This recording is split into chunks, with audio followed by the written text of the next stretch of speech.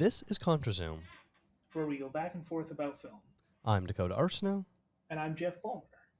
Hey, Jeff, I heard that it is your birthday this week, and because of that, we should do something a little fun to celebrate. Am I wrong in assuming that?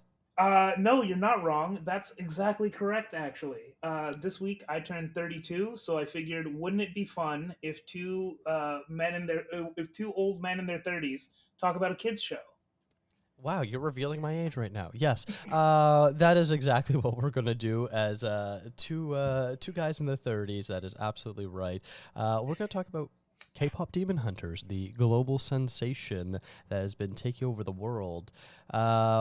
And we're not just doing that because we're fans of this movie. We're doing it with a specific goal in mind, and that's sort of looking forward to the Oscars this year, where this movie looks to be the front runner for both the Best Animated Feature category and probably Best Original Song as well, where this might even be the type of film that gets 2 nominations in that category, which is now, I believe, the maximum you're allowed to have in the song category, compared to the days of yesteryear where, you would get something like The Lion King or Beauty and the Beast were getting all the nominations from it.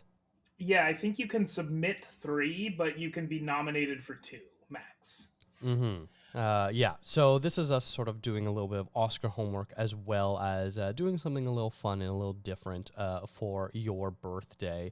You had suggested this film to me, and at the time it was on my watch list, but I had not gotten around to it yet, so I finally just watched it recently. Yeah, this movie lives up to the hype, I will say. Oh, I actually, very, very quickly, I just wanted to say you had pointed out that it might even get 2 nominations in the song category. It looks like it will only get max 1 because Netflix, we're going to talk about it, but Netflix on their FYC page is going all in on just one song for this movie, which I think it could get 2. I think it's wise that they're doing just one. Interesting, because I feel like them getting a second nomination is not going to split the votes of what is clearly the song of the movie. Yeah, but if I mean, I agree, but since they are going in on just one, I think that's like I would actually be flabbergasted if anything else even had a chance in this category. Mm-hmm. Yeah, it's not like there's been another front runner that's come out. I'm just trying to quickly pull up the history of the Oscars because I want to see what was the last movie that had multiple nominations. Just 2 years ago, Barbie had 2. Did Oh, and did Amelia Perez last year as Amelia well. Perez? Yeah. Yeah. So, yeah, the last 2 winners both had 2 songs nominated, and they still managed to win. So, Netflix, what is you doing? I mean, that's a lot of my questions with this movie. This is a movie that is very confusing to me from a marketing standpoint because everything about this movie screams generational hit, and I don't think it was treated the way that you would expect a movie like that to be treated. Now, I feel like I sort of was following along, but maybe you have a better idea. Can you sort of take us through how this movie sort of came out and became the hit it did, and sort of what Netflix has done, maybe both to support it and maybe shoot themselves in the foot a little bit at the same time? I mean, I am going fully off memory here. I do not know too much about the making of this movie behind the scenes. So if there is something interesting there, I probably cannot add that in, at least not from memory. But this movie, I don't even fully remember when it came out. I believe it was the beginning of the summer. And it was just sort of, I know it was announced a while ago. And at least when I saw it announced, I kind of thought it was, not it was a Netflix original animated movie called K-pop Demon Hunters. It kind of sounded a little bit like a joke, like it's going to come out and then it'll Netflix will probably say it's the biggest movie they've ever released, and then it will disappear after a month, something like that. I just kind of That's just kind of my expectation when Netflix announces Netflix original movies.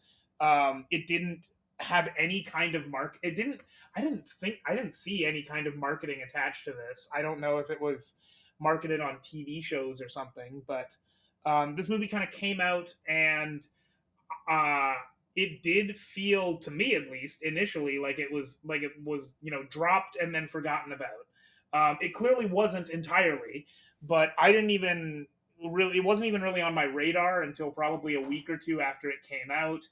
um and then it was really good. Like it, you know, I don't know why it immediately made me sort of wonder why would this movie was just, you know, dropped on Netflix, especially when it has it's Sony Animation, which has I mean, they haven't. It's not like they've been releasing something every year, but they have this is marketed as from the creators of Into the Spider Verse, or from the studio that brought you Into the Spider Verse, which was a giant hit in theaters.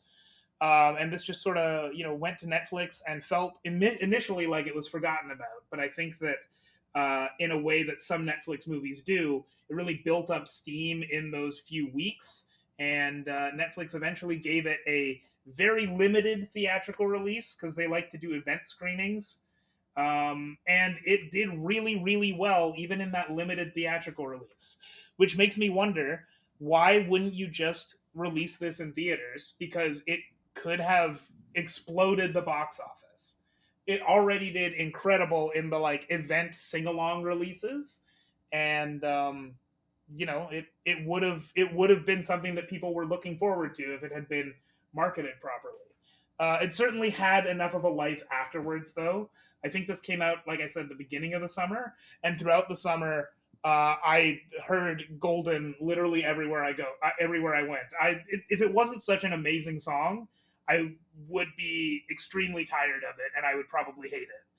But because I did get a little tired of hearing it literally everywhere during the summer.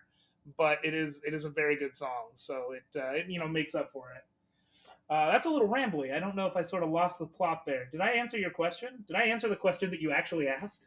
Yeah, I sort of pulled up a little bit of information so that way I can kind of add some context. It was released on Netflix on June 20th, with the sing along version coming out on August 23rd. So yeah, from my recollection, it obviously did not cross my radar before it came out. I was not aware of this movie. I was not following along with it.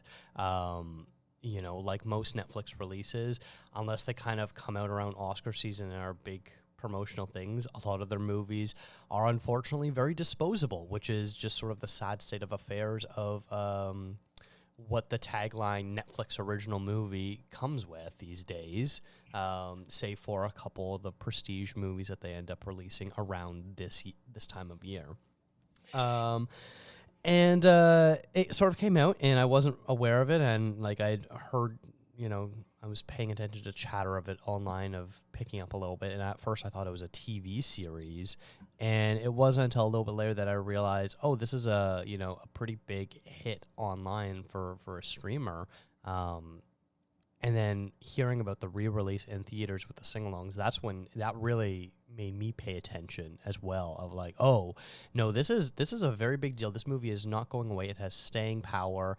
And I had heard Golden, but I didn't know it was from this movie. And then, like, I'm hearing stories about how the voice actors behind the movie are performing this song and other songs live now, and, like, they're making a pretty big deal of it, and I'm like, wow, this is a really big deal. So I'm glad.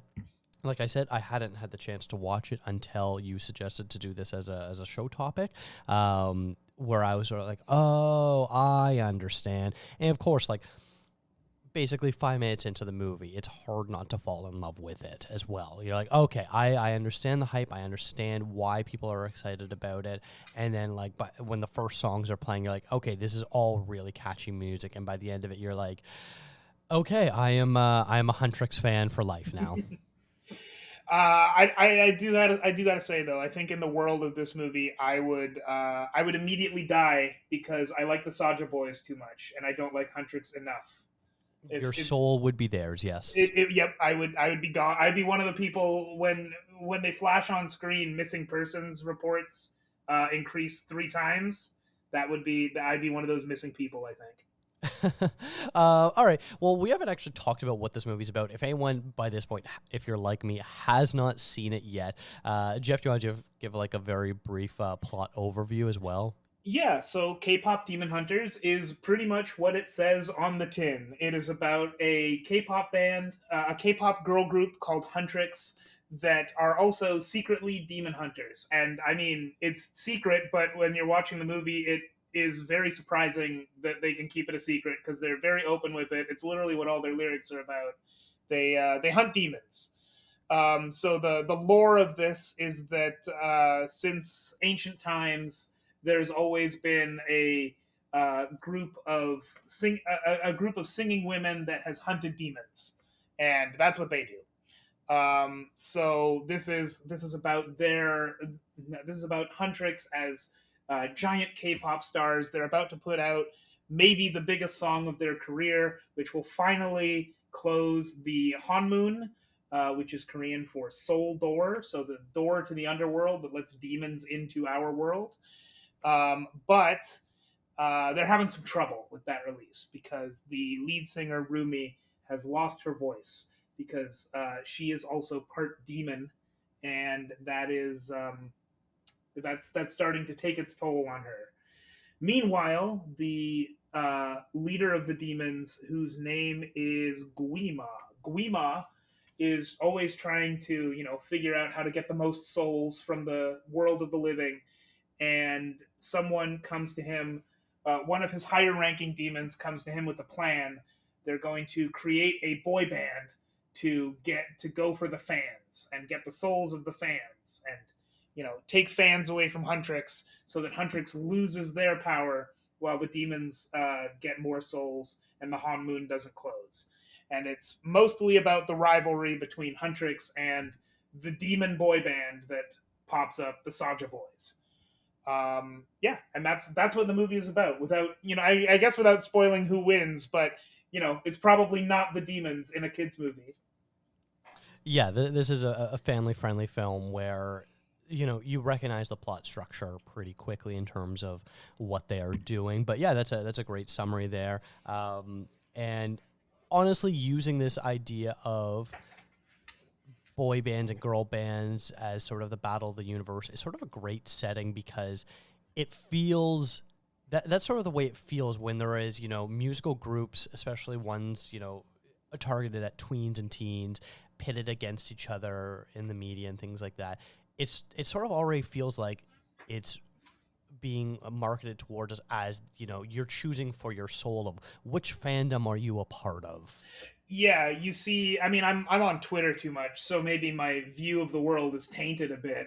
But you see K-pop stands, I guess like BTS Army. That is the most important thing in their lives, or at least their online personas. It feels like everything goes. They're feeding everything into this fandom. So it does feel in a way like it's like picking your favorite boy band or girl band is you know like choosing your side in the battle for the world. I guess I'm But just like saying what you even said with more words, but even I'm thinking to my childhood, Backstreet Boys and NSYNC, stuff like that, where like you weren't allowed to be a fan of both. You had to choose one, and you were only allowed to be a fan of them, sort of mm-hmm. thing. Yeah, you can't be a Backstreet Boys fan if you like NSYNC. It just doesn't Mm-hmm. work. Yeah, yeah. And then like now as an adult, you realize, well, that was silly. You can like both of them. There's nothing wrong with that. I'm pretty sure they tour together now. They do, yeah. And like Well, that's actually, I definitely don't know if they do because Justin Timberlake is on his own, and I don't know if NSYNC can work without him. they were doing shows together. Okay, But yeah, without Justin Timberlake, yeah. so it was like Sync. I don't Yes, know. yes. I don't know which letter Justin Timberlake is. Yeah, I forget. Yeah, that is going back. InSync is based on the letters of their names. I can't remember if Is it's it their first actually? names or last names. Yeah. Huh. Okay. Yeah, no, it's true. And there was originally a different member when they were first formed, and so that's why it was in sync, and then they changed one of them out, and so it doesn't quite work that way Oh, anymore. that makes sense. I guess they must have Justin Timberlake must be the replacement because there is no J and there is no T in NSYNC. I think yeah, I can't remember exactly how it is. Yeah. Let's get back to K-pop Demon Hunters. I feel like that's much more topical. Or at least maybe some K-pop stuff. Do you listen to any K-pop currently? I gotta say, I have really fallen off with listening to music. Like I used to be, I used to listen to a lot of everything, and I just have not had the time in the last couple of years to like keep on top of trends. So every now and then I'll check in on music, and the big thing is K-pop. So I've heard a lot of K-pop. My girlfriend is very into K-pop, but I don't follow the things as much as I definitely ought to. For example, one of I believe Rumi, the main character, I believe her singing voice is one of the singers of Twice, and that is a band I have heard of, but I have not. I couldn't tell you a Twice song. Yeah, that's fair. I was very similar to you as well, where I used to also do music reviews and write about music and stuff like that. So I would listen to upwards of 200 albums a year. I would try to do a wide variety of genres and styles and from all across the globe and all that fun stuff. And so that meant I was, trying to keep up with some of the K-pop trends and things like that. But it's been quite a few years now, so I'm now no longer up to date and or aware of some of the big names now. But yeah, back then I was listening to stuff like BTS and Blackpink and what have you, and enjoying all of it. Like if you're a fan of pop music, it's still follows the same sort of structure and it's great and you can dance around to it and it makes you happy and all that fun stuff. So using actual K-pop artists like Twice to be the vocal talent and writers behind the music of Huntrix is pretty great. And then I'm trying to remember who is basically doing the singing or the writing for the Saja Boys. Do you know? I'm not sure. So the lead singer of the Saja Boys is Jinu, who is played by An Hyo Sup, who is a South Korean and Canadian actor and singer. But the singing voice of Jinu is Andrew Choi, who is a producer, but does not seem to be well known as a K-pop star. Like he's been behind the scenes on a lot of things, but it doesn't sound like he's a big voice in that world. Hmm. Okay, that's fair.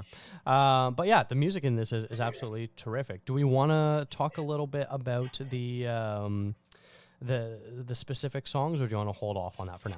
Yeah, we might as well. I mean, we've been talking about him a little bit. I think it works to add some context there. What's your favorite song, Dakota? I mean, it is really hard to go against Golden. It is obviously the the big hit. It is the one that Netflix is going to push, the only one apparently for best original song. So Um, I hate to correct myself multiple times on the same episode. Uh, I am not 100% sure that I saw correct information there. I am looking at Netflix's For Your Consideration page, but they do not show. Typically, on a For Your Consideration page, what they'll show is for your consideration in these categories X, Y, Z, all of the things that they're pushing on Netflix's FYC page this year, I don't think in previous years, but this year, they are showing what things have already been nominated for. So, Golden was nominated for Best Original Song at the Golden Globes, and nothing else from this movie was nominated for Best Original Song at the Golden Globes.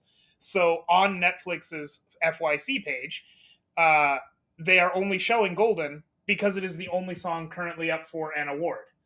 So Netflix's For Your Consideration page is very confusing. Interesting. Okay. Yeah, I don't know what that means if they're going to try to submit something else for the Oscars or what. But regardless, some of my other favorite songs are Takedown and Soda Boys. I do really like the Soulja Boys. They're really good. And I feel like I'd be right there with you too.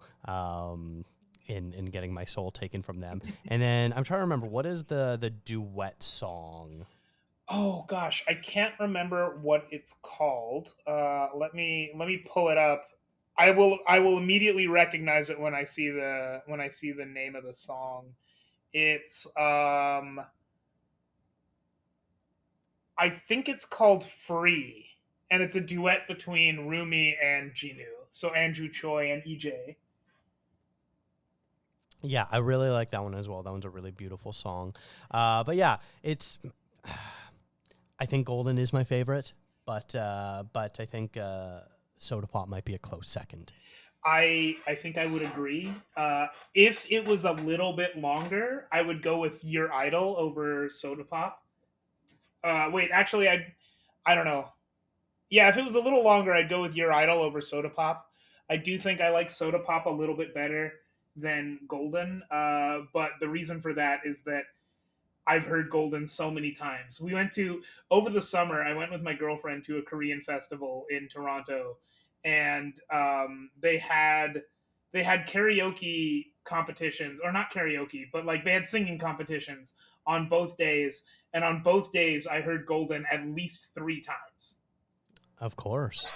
Because I don't think, I mean, I know most people listening to this probably understand this, but I know that I've seen at least some people say things like, "Oh, I think the best original song is Sinners Award to Lose," and like, no, you don't understand. Golden is a generational hit on par with Let It Go. I Yeah. believe that like in 5 years, like right now, we just exited the era of kids like singing Let It Go to the point of parents' exhaustion. We're gonna be in kids getting Golden stuck in their head for the next 5 years. I almost guarantee it. Yeah, when my 4-year-old niece heard that her aunt and uncle were watching K-pop Demon Hunters, she was very excited about that and wanted to know immediately what we thought of it, and was very happy that we both liked it. Yeah, this is a giant hit. It is actually bigger than the movie, and the movie is big despite Netflix. Yeah, yeah. Let's also, I guess, talk about that too in terms of like I think we're all pretty aware of what the Netflix release strategy is. They've made it known time and time again that they do not care for releasing the movies in theaters. They sort of view theaters as a necessary evil in terms of accumulating awards because that is the only way they could do it. If they had their way, they would not release their movies in theaters at all, ever. And it sort of it feels futile to try to argue against it and be like, yeah, but if you just did, you'd make so much more money. They don't care. Their money is strictly the only money they care about is subscribers, which seems so counterintuitive because most people would go see a movie in theaters and then rewatch it again on streaming, which means you're getting money on the front and on the back from people, but they don't care. And the amount of times that you try to point that out to people, Netflix just doesn't want to hear it. They don't care. And like so much so, they just are buying Warner Brothers right now, and they've already stated that they're going to drastically decrease the theatrical runs for Warner Brothers films, and basically along the same lines where unless it's for an awards consideration, they're going to try their damnedest to not release stuff in theaters. I heard a story that I mean, it is an anecdote, but I heard someone say my local indie theater loves playing Netflix movies because Netflix literally will not come and collect the box office. They're just not What? interested. What? I don't know if that was obviously it's an anecdote, so I don't know how true it was, but like that lines up, right? Yeah. Like maybe there's something like you maybe pay some sort of fee regardless to stream to screen a film, sorry, and then maybe there's some sort of additional funds that the studios then need to not necessarily apply to get, but like there's some sort of paperwork that needs to be done, digital paperwork that needs to be done to receive the box office intake that is, past whatever it costs for a movie theater to screen a film.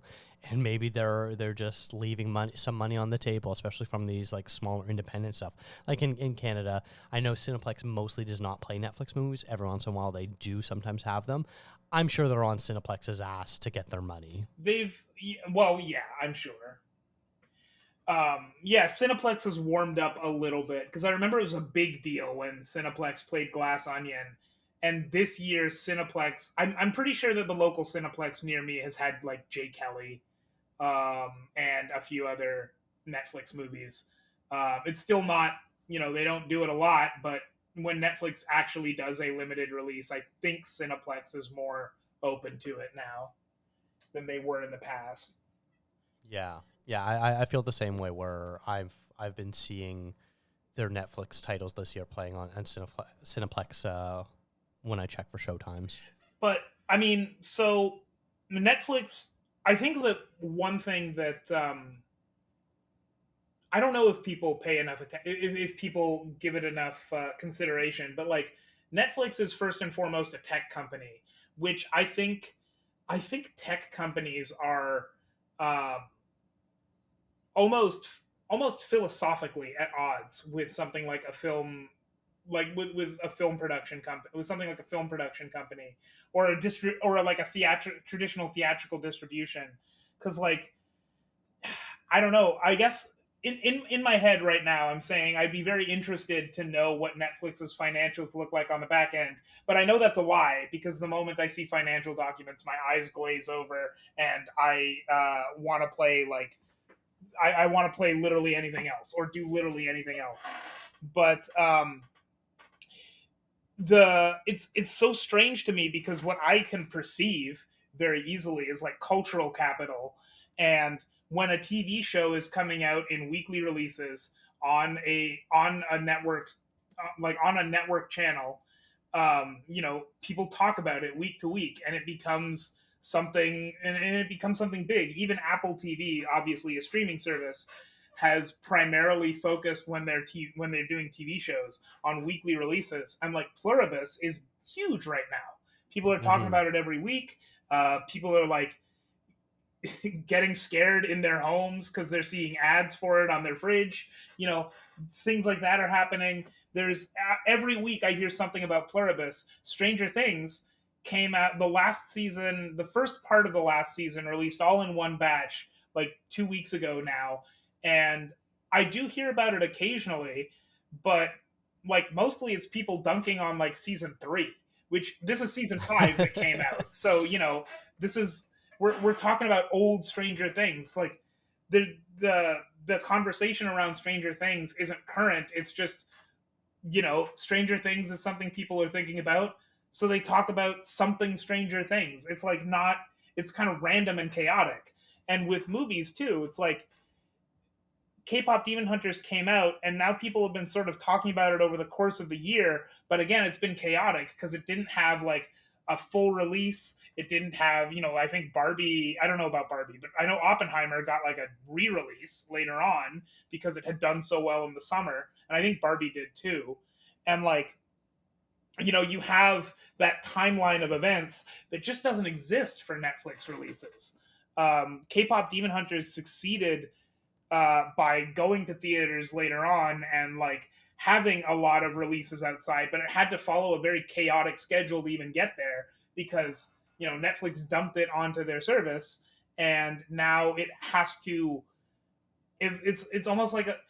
I mean, I work in a tech company. It's almost like a small team having to prove themselves outside of the actual company's goals, which is Mm-hmm. just a very strange way for it. I mean, it's very non-traditional for film distribution in the first place, but it's just a very weird way to work with any kind of cultural institution, which for better or worse, Netflix is. I just said it's a tech company first and foremost, but like philosophically, it's a tech company. Ultimately, practically, it influences our culture in a way that in by being in that world. Yeah, and like I know we're really getting into the weeds here of Netflix in terms of like the movies, their big hit movies this year. Um, in terms of critical acclaim, I think of stuff like Train Dreams and Jay Kelly, and I feel like most of the buzz came from those movies by being on the festival circuit more than anything, not because it was streaming. Mhm. People were excited that both of those movies were collecting awards at different film festivals and are Oscar contenders and all that sort of stuff. And then sure enough, as soon as they come to Netflix, I feel like the discourse around them both dies immediately. Yeah, Jay Kelly came to Netflix, and I heard about it for about 2 days, and now people have moved on, except occasionally talking about Adam Sandler because he's Adam Sandler. He has his Hmm. own cultural capital. But I'm thinking about things like Frankenstein too. Frankenstein was kind of the same way. It Oh yeah, is Frankenstein too. Yeah. it is a major. Well, there we go. Right there, it's a major awards contender, and you just went, "Oh yeah, Frankenstein too." Like, why is this not top of mind? When in 2023, if I would have mentioned, if I would have said the word movie, you would have thought of Barbie. Like, Yeah. there's lots of Yeah. other stuff, but Barbie's at least on your mind. You're not going to Hmm. forget that one. No, that's a very good point, and it almost feels like despite that, K-pop Demon Hunters is succeeding, which is like really sort of thumbing its nose at the Netflix model itself, and the fact that I feel like they've been forced to re-release it with the sing-along version and things like that. Like, it's almost too big of a film for them to ignore. Hmm. Yeah, it always feels it's so weird that I mean I'm not every larger studio feels in different ways like a villain, but like it always feels like if something that is a Netflix movie gets a proper release or gets a proper awards push, it's always against the wishes of Netflix. I don't know that it actually is, but it always feels that way. Like, it always feels like Netflix is extremely reluctant to do any of this work that would traditionally be the whole point of the distribution company. Yeah, yeah. There was a period of time when they first sort of came to prominence where the sort of talk of them was that how badly they wanted to be accepted by the awards bodies and really wanted a best picture, especially during the time of like Roma, where it seemed like Roma was going to win best picture, and sort of that sort of aura around them seems to have mostly disappeared. Like, they obviously still care about getting awards and adding them to their shelves, but like not in the same way it was a few years ago. I wish I could very quickly call a friend. My buddy Pedro would know all about who actually runs their awards show, or their awards team, and I would be very interested to know if like uh, how long the current awards person has been there versus is this the same person who did Roma? Because I think it Yes. I is it didn't they No, change? I because I believe the person that was running their award stuff ended up going to A24 or That's what I something thought. like Yeah, that. Yeah. Yeah, yeah. no. This is like, yeah, we're now getting like super in the weeds of like stuff that like no one ever really talks about, is who is running the for-year consideration campaigns for the different studios and how does that work for them. But I think K-pop Demon Hunters is a great vehicle to do that because K-pop Demon Hunters is a movie that absolutely will do amazingly. Like, or at least it is a movie that should do amazingly despite anything. And so this should be a slam dunk. So it's worth talking about like why this is a slam dunk and like who's and what it takes to, you know, take that home. That's why I said we should do K-pop Demon Hunters. Absolutely, yeah. Let's maybe talk about the best animated feature category. I've got Gold Derby up here in terms of what its predictions are for most likely to be nominated.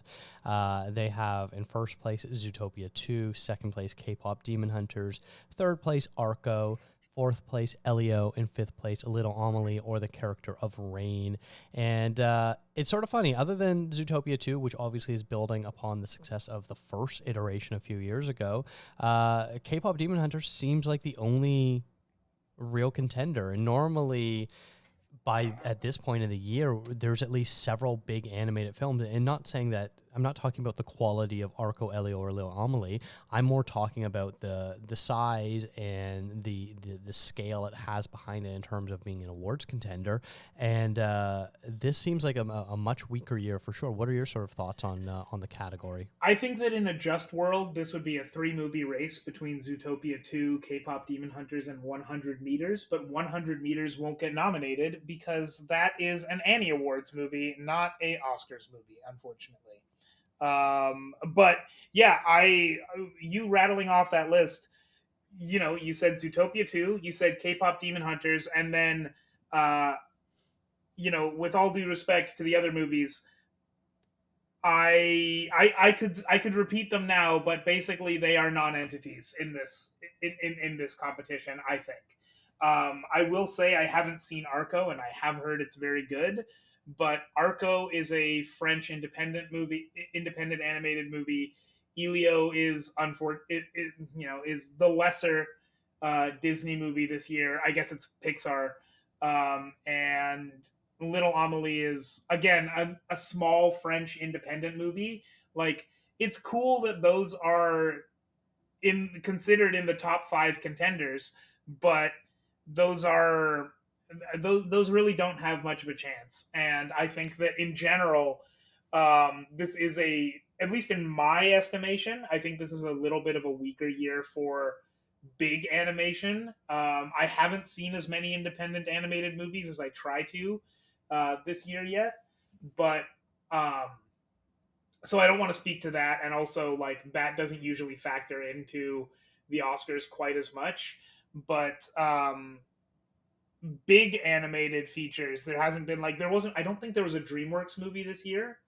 Um, the Pixar movie this year was one that was delayed by like 2 years. Elio was there used to be I used to live near a theater that has had an Elio poster for I think a full 2 years saying coming June 2020 or coming June 2024.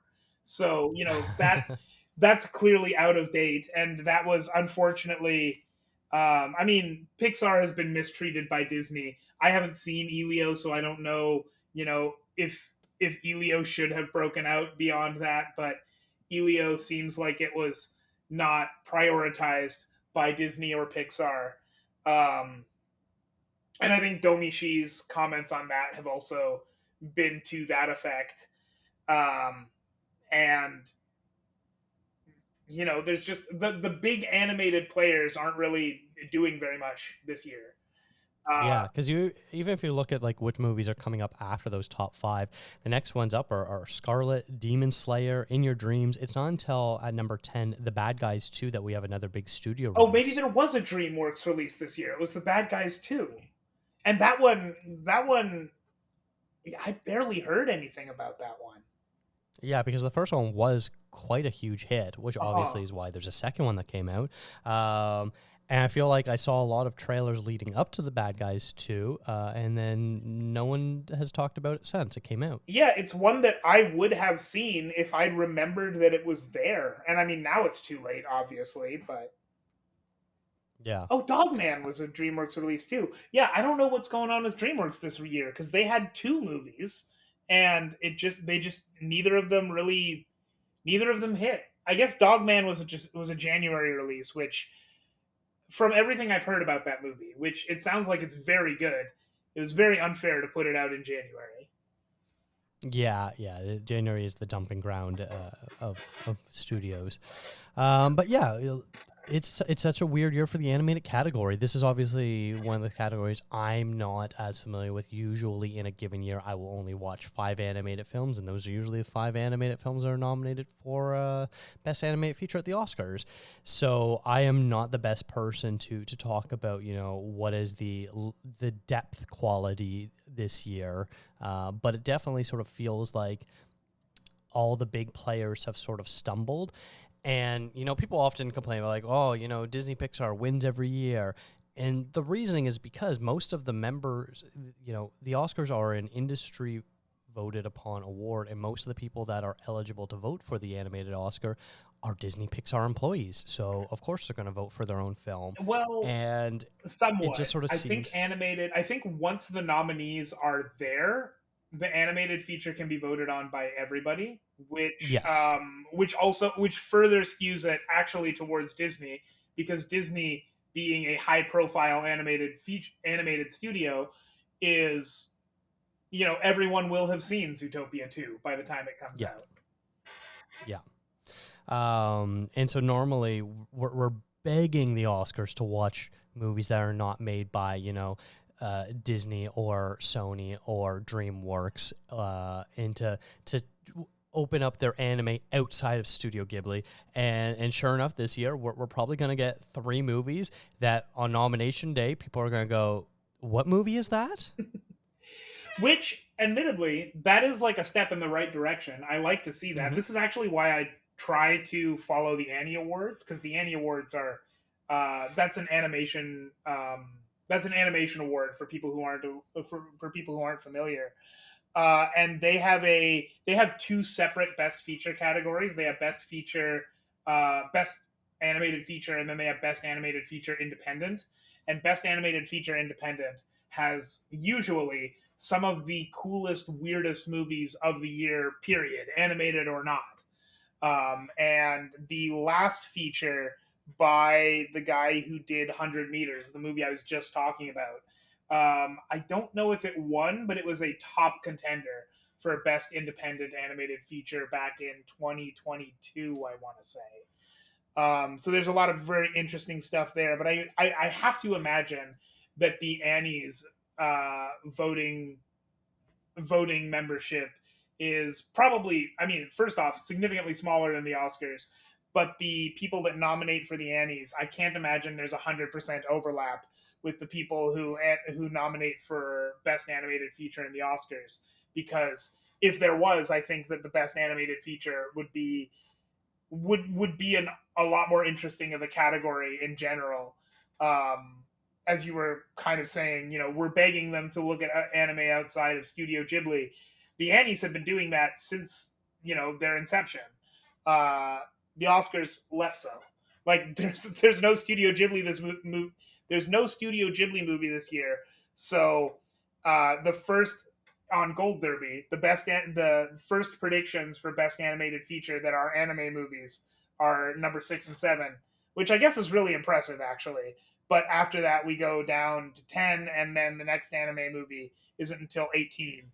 So, and these are probably Yeah. just there because they are high profile anime releases, not even high profile, animated releases that the Oscars might look at. Like the thing right above 100 Meters is Fixed, the Gendy Tartakovsky like dog. What is it? Like a dog getting snipped movie on Netflix. Like, come on. Yeah. Yeah. So that's going to be really interesting to sort of pay attention to see how that race sort of shakes out. I haven't seen Zootopia 2, so I can't comment on its quality, but it definitely feels like, there's going to be a lot of momentum behind K-pop Demon Hunters as well, especially since it is an original film. And traditionally, the Oscars have not gone to an animated film sequel. I know there have been 2 exceptions so far, I believe. It was Toy Story 4, which won, It's and got to have been Toy Story 3 too, right? Yeah. yes, and I think there was another sequel that ended up winning, but I'm off the top of my head, I'm blanking on it. But traditionally, while the sequels will get nominated, they do not often. Oh yeah, Spider-Verse. That was the other one. Wait, did Spider Verse win twice? Did I forget that? Did it not? I don't know. It. Oh, I man. think you're right. I think it did. This is me trying to like remember things off the top of my head without having looked it up. No, it didn't. No, it did not. Spider Yeah, Boy Verse and the only Heron. won once. Yeah, Boy and the Heron one. So Toy Story 4. Yeah, that is the Toy only Story 4 and that Toy Story 3. That's it. are the only sequels. And Toy Story 3 is sort of an asterisk because the first two Toy Story films came out before the category even existed, so it really was the first chance it had to win. And Toy Story 3 was one of very, very, very few animated features ever nominated for Best Picture as well. Hmm. So, Yeah. you know, the conventional wisdom is if there's a category where not everything is nominated for Best Picture, but one thing is, that thing is winning. That's not Yeah. always true, but it's fairly consistent. Yeah. We see that often with the best international film category, things like that. Yeah. If a documentary has a nomination in outside category, whether it's cinematography or song or things like that, that also seems to bump its stock up as well. Things Mhm. like that. Exactly. Yeah. So yeah, that I think is a major thing that's going to work against Zootopia 2. Even though the first one didn't win, they don't seem. I don't even think it was nominated. Zootopia? I Yeah. think Zootopia won. Did it win? Oh, yeah, you're right. Yeah, back in 2016. You're right. The thing It is, did. Okay. Zootopia is old. Like we don't. Yeah, I forgot. Zootopia 2 takes place. I mean, you haven't seen it yet, but it takes place a week after Zootopia 1. But Zootopia 1 was 10 years ago almost. This feels like a situation of The Incredibles and The Incredibles 2. It's actually believe like I was just talking to Pierre before our no, I think in our Zootopia episode, and he said that exact same thing. That's funny. Yeah, so I really think that's going to be a big knock against Zootopia 2 and probably help galvanize K-pop Demon Hunter for a win in this category. Yeah, I think I am a little surprised that on Gold Derby Zootopia 2 has higher odds than K-pop Demon Hunters. Admittedly, Yeah. it's not even a full percent, but I really do think that this is K-pop Demon Hunters category to lose. There's just like it's Zootopia 2 is very popular. It will make billions of dollars. But like K-pop Demon Hunters lit the world on fire for a whole freaking year, and I do think that going into this award, it's going to be between those two, and I think everything that you said about Zootopia 2 does play against it more than it helps it. So Hmm. And I think also having Golden is really, if you want to summarize the movie in 3 minutes, Golden is sort of, your ticket to be like, look, this is what the movie is about. These are the themes that it's dealing with, all this sort of fun stuff. mhm. And I'm really excited because I imagine it's going to get nominated for an Oscar, which means that they're going to get the chance to perform it at the Oscars. And we're going to get a fantastic performance. And I think it's going to maybe rival something like the RRR team performing Not To Not To as being sort of like the moment of the Oscars this year. Oh, that would be cool. Actually, I mean, because when I think about when I think about RRR, I just want them to perform Not To every year, honestly. So if we Yeah. get something that rivals that, that'll be good. Because unfortunately, we will probably never get that exact performance again, and that makes me sad because I love Not To a lot. Yeah. And really anything that stops Diane Warren from winning a Best Original Song Oscar, is fine by me. Look, I would love Diane Warren to win a Best Original Song Oscar, but and I talk about this on your show more than any other show apparently. You do. Uh, I really love when best original song is probably in general year to year on average the Oscar category that I care the most about, and K-pop Demon Hunters does it really well. Where Golden, first off, tells you the plot of the movie, so like it's already just the movie in a song, but beyond that, the song is about the band trying to release Golden, and Golden is the leitmotif throughout the entire movie. Like you could not, despite the fact that there are many songs in this movie that are very very good. And this movie, if Netflix is pushing multiple songs, could get 2 song nominations. Golden is like the through line of the whole movie. Everything plays into that. You could not think of a more important song, like probably a more important song to a movie than Golden to K-pop Demon Hunters this year at least. And like the Diane Warren song that's up this year, is a credit song from the documentary about her. And I have not yet seen that documentary. Maybe that documentary is about her trying to write that song. I don't think it is, but maybe. But like, you know, to me, the thing that has always bothered me about Best Original Song is that there are so many songs that get nominated that are just the credit song. And while I've softened on that a little bit over the years, because sometimes the credit song can like summarize the whole movie in a song, which I think is really can be really beautiful. A lot of times it's just like this is a pop song that is technically tied to this movie, and you like this pop song, right? Like you like the Rolling Stones, you want them to win. You like Aerosmith, you want them to win. And like I don't like that philosophically as an award. Like I prefer if this is a if the best original song award goes to a song that actually, you know, matters to the movie. And I think that like especially for K-pop Demon Hunters, that's what Golden is. Yeah. Diane Warren's time to win an Oscar was about 25 or so years ago when she was actually writing great movie songs. And then the second best time was the song Till It Happens to You with Lady Gaga singing. But since then, her nominations have been absolute slop, in my opinion, and some of the worst films of the year as well, like Four Good Days and Tell It Like a Woman. Four, Not good movies. Four Good Days might be one of the might be the worst movie I've ever watched for the Oscars. Actually, um, It's really bad. Yeah. it's shockingly bad. I'm actually surprised every time I see someone bring up a movie that they say is the worst ever, and it's not Four Good Days. I'm like, did you watch the same movies that I did? Um, but I'm gonna say something that is gonna make me no longer recommend that my mom listen to this podcast. Every year my family puts out a Christmas letter, and every year for that Christmas letter, because I started this tradition when I was very young. I write a poem for it, and I like to think that I'm okay at writing. So sometimes even when I phone something in, it is at least better than nothing. Like I think that there are some writers out there, myself included, at certain points in my life where between nothing and and what that person has written, again, myself included, sometimes nothing is actually better. I think that I am at least good enough a writer that when I write something for my family Christmas card, it is better than nothing. But at least over the last couple of years, I have definitely felt like I'm phoning it in a little more.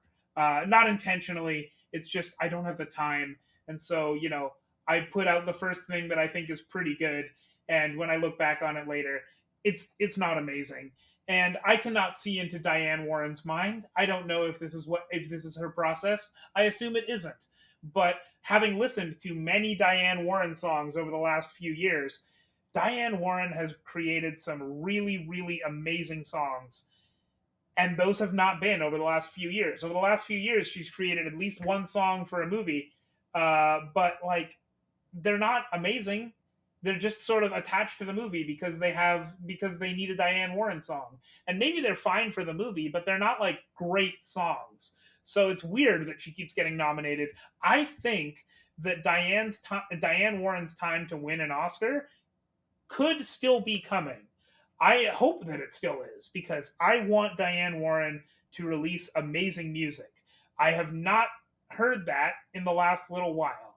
Maybe there was yeah, I think the Lady Gaga song was the last one that I was like, this is really good actually. Mm-hmm. But I don't I want to push back a little bit on her time to win was way in the past because you're not wrong, but I don't think that means that her time to win won't come again. I just have not yet seen it. That is fair. I'm just happy I managed to get my yearly Jeff Bomer Best Original Song rant this early and so unprompted Yeah, too. there's no nominations yet. She might not even be nominated. So maybe this original song rant isn't even like it's possible that if we'd done an episode 2 weeks later, it just wouldn't have happened. Very true. Yeah. So thank you for indulging me there, Jeff. You're welcome. Anytime. Happy to do it. Is there anything else you sort of want to cover about this film before we sort of start to wrap things up? Yeah, very quickly, this movie, one thing that I really like about this movie, there's a lot of things I really like about this movie. One thing I really like about it is how it highlights Korean and Korean American talent, who, and I, this is a failing of my own. I am not as familiar with Korean and Korean American actors. I do think in part that is because there aren't as many roles for Korean and Korean American actors in Hollywood movies. But I will say that, like, I am not as familiar as I wish I was, and I don't want to blame that entirely on other people. Um, but I think it was really cool to see a lot of those actors pop up. I mean, I know that I really liked Daniel Dae Kim in this. I really liked Ken Jeong, and I always love seeing Sung Won Cho in things. If people are not familiar with Sung Won Cho, he's a YouTuber. He was a YouTuber. I think he still is, by the name of ProZD. And if you're not like super into YouTube, you may still know him from the Canadian movie Blackberry, where he played a Google employee that they poach for research in motion, and he was very very good in that movie. Um, but the main one that I wanted to talk about is someone that is having a really big year this year, and who I hope to talk about again very soon, possibly on this podcast, definitely on Classic Movies Live.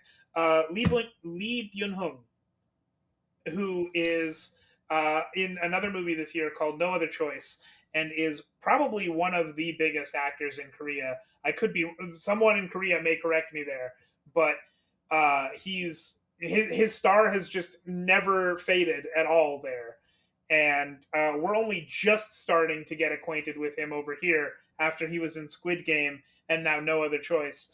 And what did you think of him in this movie, and what do you think of him in general, Dakota?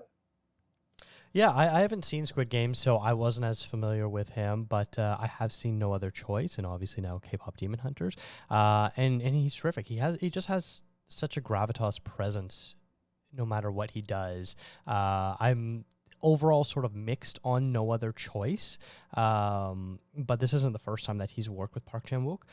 He was in JSA, Joint Security Area, back in the day, and I'm not sure if he's done any other films with him or not. I believe But he has. I could not tell you which one. That's fair. That's fair. Um, but no matter what, he just has a terrific presence, and there's talk about whether or not he'll get an Oscar nomination for his role in No Other Choice, and I think that'd be absolutely fantastic if he does, because I'm all for more non-English language performances getting nominated. I think that's a good thing overall. And then of course his work as Gui Ma in K-pop Demon Hunters, he's sort of the main baddie, this giant eternal flame that subsists on eating souls, and the more souls he eats, the bigger his flame grows, is a great visual look. It's so easy to recognize and understand what this character is and how he works and all this sort of stuff, but he just has such an imposing, obviously he's a demon, so this demonic voice to him where he gets really low and gravelly and very intense and scary, and I think he does such a great job with that, and it's such a difference from his turn in No Other Choice, which is at times very goofy and animated, because he's kind of playing this character who is trying to literally kill his competition to get his job, and for the most part is not very good at it. Well, and almost And timid because he's a 60-year-old salaryman in that. yeah. Yeah. So there's some really great moments of acting in that, when like he literally, what looks to us, he's covering the face of someone he's trying to shoot, but the way they film it is he's basically putting his hand in front of the camera lens so we don't see the other actor he's about to shoot. And it's such a great moment where, that's Park Chan-wook at its core in terms of framing things in ways we've never seen before. But like, yeah, he's just such a multi-talented actor. And I know my wife, we watched both No Other Choice and K-pop Demon Hunters together. She has seen Squid Games and was very excited to see him pop up in both of those films because of his performance in Squid Games. Yeah, I've been trying to watch as many movies with Lee Byun Hung as I can this year.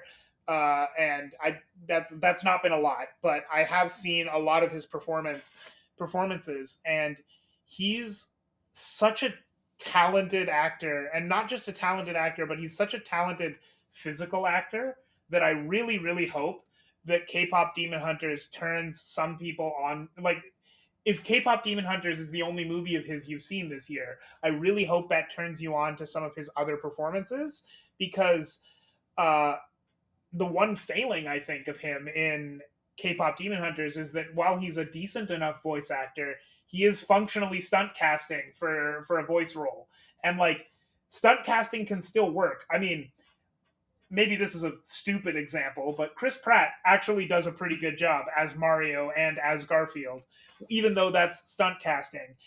K-pop Demon Hunters, Lee Byung Hun is a great. He's great as Guima, but Guima is a giant flame whose entire physicality is through the fact that he is a giant flame, and he's got that very imposing voice. But you compare this to No Other Choice, and I mean, no matter your feelings on No Other Choice, I do think that it's kind of night and day, because his physicality adds so much to what he can do as an actor. And I really hope that, I mean, even if people just go watch Squid Game after this, I think he's so great to see in person as well. I really hope that this turns more people onto him, if they're not already, if they don't already know what Lee Byung Hun can do. Mm-hmm. And I would hope that if he does come back to Hollywood, that he gets better film opportunities, because his American films are The Magnificent Seven, which was roundly despised, Terminator Genesis, which is considered the worst in the franchise, the G.I. Joe movies, which I honestly don't think I've ever met anyone that has watched them, and I'm always shocked that they made like 3 or 4 of them in the franchise. And So I'm like, I have there's no three. who's There's watching this? only There's 3. there's Okay. only 2 that are like part of a series, because there's then Snake Eyes, which is separate, and Lee Byung Hun is not in that one. But I've heard, and I haven't seen it yet, but I've heard that GI Joe: The Rise of Cobra is pretty good. Okay. Yeah, but I literally don't know anyone that has ever watched this movie, either of them. And so he needs to get a better Hollywood agent. I don't know what's going on. Does he have separate agents? Does he have a Korean agent and an American agent? I don't know. But when he inevitably returns to Hollywood, because with all of this publicity, he is absolutely going to be offered Hollywood roles. I really hope they're better roles and better films. Well, I mean, I think one thing, and I don't know, I don't know what Park Chan Wook is. I don't know what he's thinking for his next movie, but I know that his next movie is a Hollywood movie. Like, he's intending to make it an English movie. Although, to be fair, No Other Choice was intended to be a Hollywood movie in Mm-hmm. English language, and I think like probably going to film in Ontario. It didn't end up happening, but I know that his next movie, he intends it to be a an English language movie. I don't know if he's making a Hollywood movie, he would bring in Lee Byung Hun, but that would be cool to see, like, the Park Chan Wook connection helping him get a foothold in Hollywood would be very neat. If that's something that did happen, I don't know. We'll see. Yeah, that would be very cool, because he clearly is an actor who is proficient in the English language as well. So hopefully, if Park Chan Wook does make another English film, I know he's made one in the past, which was Stoker, that he does make another one. Not that he has to, because I do really enjoy him continuing to work in Korea. That he does maybe bring Lee Byung-hun with him as well. Mm-hmm. Yeah, we'll see. So that's the Nice. last thing Okay. that I wanted to talk about this movie. I mean, to tie it all back, we're talking about K-pop Demon Hunters. Great movie. If you have not seen it yet, you should. It's very easy to see. And I haven't seen this in theaters. I would really like to. Hopefully, they do another theater release. I know they already did one, and Netflix would rather do zero. So I don't know that they'll do two. But it would be really cool to see it in theaters again. Yes, I absolutely agree. Yeah, because now that I've seen it, I kind of want to see it in theaters as well too. Jeff, thank you so much for coming on today. Where can people find more of your work, and what have you been working on? So people can listen to me every week on Classic Movies Live. We are that's over on Spotify right now. Eventually we'll break out, but it's very hard to find the time when you're not a full time podcaster, and I am unfortunately not. But recently, let's see, our last episode was on the movie Hamnet. We are going to cover No Other Choice very soon. It just has to actually release in theaters so that we can both go watch it again. Um, so we're going to cover No Other Choice soon. We've talked about Hamnet recently. And a very fun thing. Speaking of Korean cinema, we just did another episode of my personal favorite series that we do, Director Showdown, where we it was the one I was most it was probably my most anticipated since the beginning of the series. We did Bong Joon-ho versus Adam McKay. We were comparing The Big Short and Snowpiercer, which was a very fun episode. We brought on one of my favorite guests, Mark Morgan of Rambling Cinema, to talk about two movies he deeply loved, and I, when I first saw them, deeply did not love, but have rewatched them and have gained a different perspective. So I encourage everybody to go check out that episode on Snowpiercer versus The Big Short. It was a very, very cool episode, and it probably did not go the way that you expected. So I'll just leave you with that. It is a very fun thing that you should listen to. Yeah, I don't spoil because I'm currently about 2/3 of the way through that episode, so I don't know who has won the showdown, but I'm loving the discussion that you guys are having. And The Big Short is one of my favorite movies and of all time, and I would say Snowpiercer is probably my favorite Bong Joon-ho movie because I've realized I'm not actually a Bong Joon-ho fan.